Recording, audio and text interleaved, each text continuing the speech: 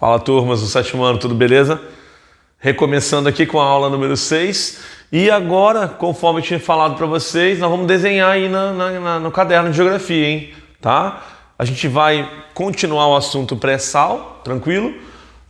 A gente já viu na aula passada o comecinho, né? A formação da camada geológica de pré-sal.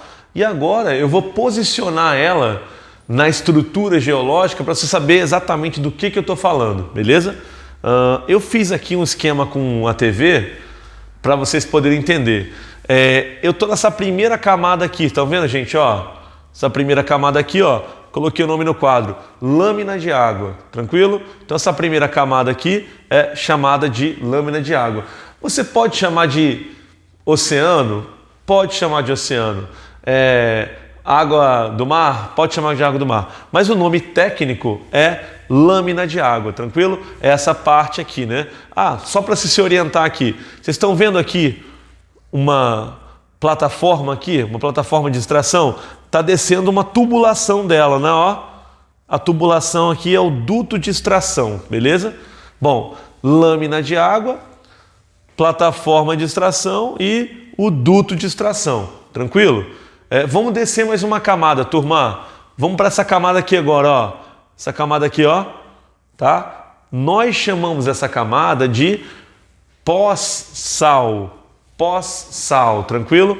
Essa primeira camada aqui, logo abaixo da lâmina de água. Aí você fala, professor, por que o nome é pós-sal e não era pré-sal? Vamos lá. Primeiro, todo mundo já deve ter entendido que essa camada mais branquinha aqui, ó, essa camada mais branca aqui, ó, ela é chamada de sal, né? A camada de sal, tranquilo? Aí você fala, por que essa não é o pré, já que ela vem antes do sal, né? Então faria sentido chamar de pré-sal. Eu vou dizer o seguinte, não, sabe por quê? Porque os geólogos estudam de dentro para fora, da parte interior para a parte exterior. E aí por isso que vem o sal e depois o pós-sal. Você está olhando de dentro para fora, tranquilo? Então é a camada de pós-sal. Aí vem a camada de sal, que eu falei para vocês agora, que aí você fala, professor, é o sal de cozinha? Basicamente é o sal de cozinha. Só que obviamente aqui ele está, né, misturado, compactado, uma série de coisas. Não é o sal refinado, bonitinho, que você usa para temperar seu almoço, né? Mas é basicamente a mesma coisa, tá? E aqui, uma camada mais escura aqui, ó, vocês estão vendo aqui? Eu tenho a camada chamada de pré-sal, tranquilo? Essa é a camada de pré-sal. É sobre essa camada que a gente está falando agora aqui. E abaixo da camada de pré-sal, eu tenho rochas, né? Chamado de rocha matriz, tranquilo? Então vamos lá, sequência, gente, fala para mim. Começando aqui, né? Plataforma de extração e o duto de extração. Aí eu tenho aqui lâmina de água, pós-sal, sal, pré-sal e rocha matriz. Não dá para ir para uma prova sem saber isso, tranquilo? Tem que saber, tá? Aconselho vocês a fazerem um desenho desses no caderno de geografia, dando nome às camadas. Gente, é só desenhar umas linhas aqui, ó, montando tipo uma tabela e colocando o nome nas camadas que vai dar tudo certo, beleza? Olha só, quero chamar a atenção para um detalhe. Obviamente estamos falando sobre uma área oceânica, claro, né? Agora reparem, tem manchas escuras em determinadas partes. O que seria isso, turma? Seria o petróleo. Sim, é o petróleo. Aí você olha assim rapidinho e fala assim, professor, onde você vai ter mais petróleo? No pós-sal ou no pré-sal? Pós-sal ou pré-sal? Todo mundo vai perceber que o pré-sal tem mais e o pós-sal tem menos. Mas é simples entender isso. Onde que é mais fácil extrair o petróleo? Onde que é mais fácil? É aqui, no pós-sal. E é por isso que o pós-sal tem menos petróleo. Porque já foi muito explorado, tranquilo? Então, não é por uma questão de formação, nada disso, né? De formação geológica, natural, nada disso. Tinha muito petróleo no pós-sal mesmo. Só que tinha, né? Tinha por quê? Porque a exploração no pós-sal já está perto do seu limite. Ainda não está no limite, tem petróleo ainda, mas bem menos do que tinha antes. E, em compensação, o pré-sal ainda tem bastante. porque o pré-sal foi pouquíssimo explorado. Então essa é a diferença, entendeu? E a gente está falando aqui do pré-sal. Aí você fala assim, tá, entendi as camadas, professor, e daí? Daí que é o seguinte, vai ser fácil extrair o petróleo daqui? Não, não vai ser fácil. E eu vou listar para vocês agora as principais dificuldades, tranquilo? Eu vou listar 4 grandes dificuldades. Aquilo que dificulta de extrair petróleo daqui, tranquilo? Primeiro, região de difícil acesso. A gente está falando de mais ou menos 7.000 a 8.000 metros de profundidade. Daqui, da superfície do oceano, até aqui a camada geológica do pré-sal. Gente, 7.000 metros de profundidade, gente. É difícil, tá? É difícil, é complicado trabalhar nessa profundidade. Altos custos envolvidos. A gente tem que investir muito para tirar petróleo de lá, né?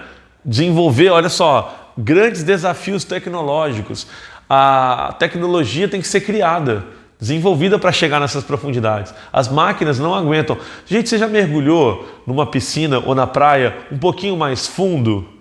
Você sente uma pressão, não sente no ouvido? 3 metros, você já começa a sentir uma pressão diferente. Imagina 7.000 metros, gente, 8.000 metros.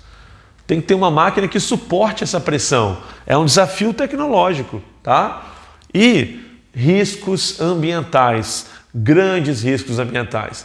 Porque se tirar petróleo do pós-sal já é complicado, já é arriscado, já tem vazamento e contaminação de água do oceano, imagina tirar do pré-sal. O risco é muito maior. Então esses 4 tópicos aqui são as principais dificuldades que a gente está tendo para tirar petróleo do pré-sal. Tranquilo? Mas eu vou dizer o seguinte, desde a sua descoberta até agora, houve uma evolução, né? Em todos os sentidos, uma evolução tecnológica também, né? Então há um aumento, gente, gradativo da extração do petróleo nessa camada, né? Aos pouquinhos a gente vai aumentando a extração do petróleo. Em 2007, né, foram as primeiras extrações, as primeiras perfurações do petróleo no pré-sal. Monitoramos as áreas, identificamos as jazidas de petróleo. De lá para cá, a produção vem crescendo rapidamente. Quando eu digo rapidamente, não assim de um ano para o outro, sim de anos em anos, né? Em 2012, ela era 11% da produção nacional. Em 2018, já estava ali mais ou menos metade do petróleo brasileiro sendo extraído aqui do pré-sal. Tranquilo? O número de 2019 eu não consegui achar para vocês, mas vai ser um pouquinho maior do que isso, né? Tá? E assim vai ser em 2020, por aí vai. Ou seja, a extração do petróleo do pré-sal vem crescendo no Brasil. O que é uma boa notícia, beleza, turma? Né? Agora, aproveitando que a gente está falando de petróleo, eu quero responder uma pergunta que sempre me fazem, que é o seguinte.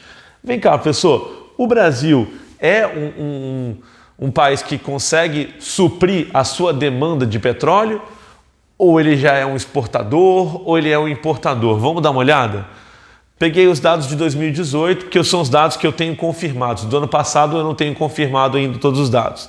Então vou colocar aqui, produzimos 2,2 milhões de barris de petróleo todos os dias. Um barril de petróleo tem 159 litros de petróleo. A gente produz na média 2,2 milhões de barris por dia. Uma quantidade incrível. Mas o nosso consumo é maior. 3,1 milhões de barris. A conclusão é, sim, o Brasil é um importador de petróleo. Tranquilo? Isso não é bom para a gente. Aliás, você tem 3 cenários. Ou você é exportador, ou você é autossuficiente, ou você é importador. O que é ser exportador? É quando a sua produção é maior que o seu consumo. Esse é o melhor cenário. A gente não é exportador. O que é autossuficiente? Quando você tem uma produção igual ao do consumo. Pelo menos você não sai no prejuízo, né? Não, a gente não é assim. O que é ser importador? É quando sua produção é menor do que o consumo. E aí você vai ter que comprar de fora. É o nosso caso, gente. A gente já é um dos maiores importadores mundiais de petróleo, o que é uma péssima notícia para a nossa economia. Aí você fala assim, tá, mas que tem a ver isso com dólar? Vamos lá. O comércio internacional, a compra e venda de produtos internacional com outros países é feito com dólar.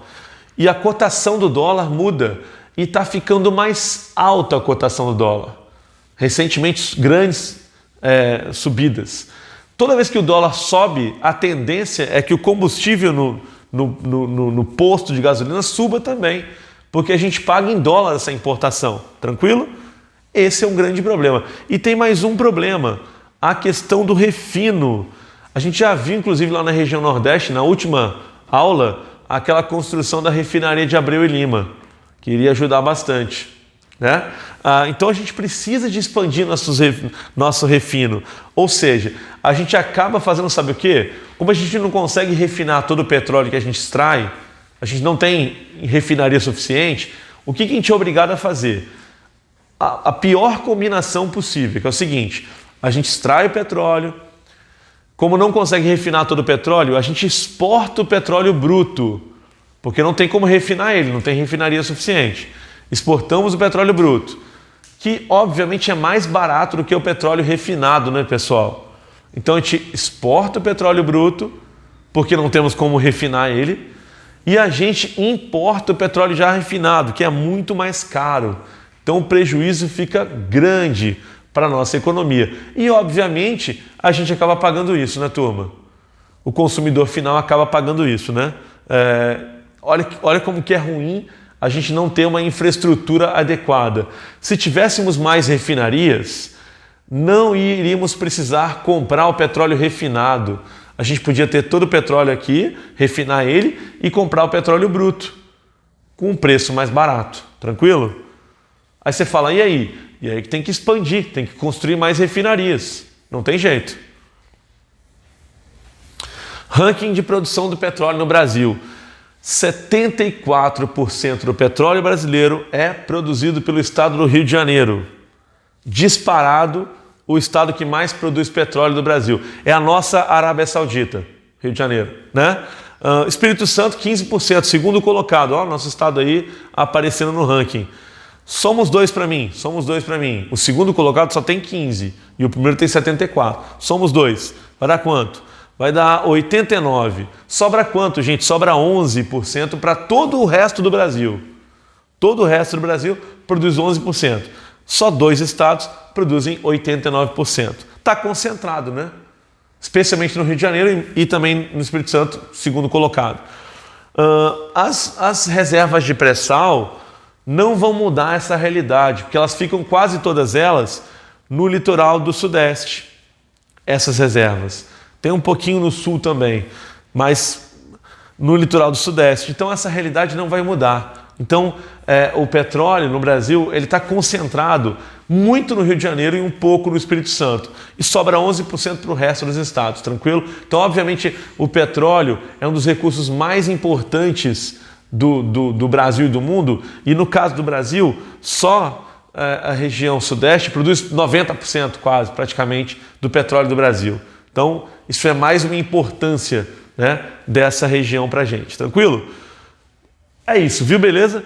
Setor secundário, irei fazer na próxima videoaula, na videoaula de número 7, tranquilo? Então, eu vou parar aqui, fechamos o setor primário, beleza, turma? Show de bola, abraços, até mais, sétimos anos!